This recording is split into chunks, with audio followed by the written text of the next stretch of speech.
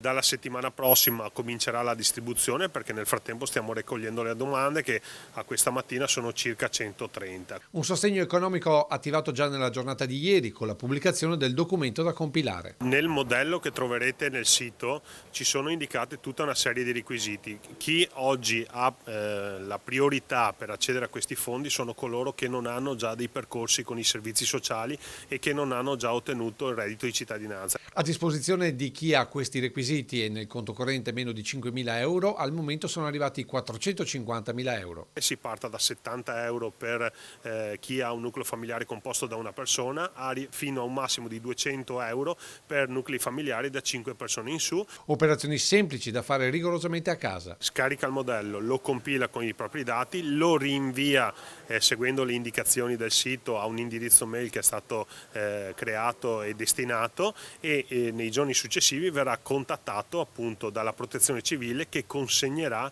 il buono corrispondente al proprio nucleo familiare. E per chi invece ha poca pratica di internet, mi vengono in mente gli anziani? Per gli anziani si può contattare il numero 0422 658 610, troverà una persona che risponderà e li aiuterà nella compilazione telefonica del modello, e poi i buoni verranno appunto fatti arrivare presso le proprie abitazioni. Un sostegno importante per alimentari e non solo. Sono bonus per poter fare la spesa alimentare, esclusivamente spesa alimentare o prodotti di primissima necessità, quali possono essere anche i medicinali.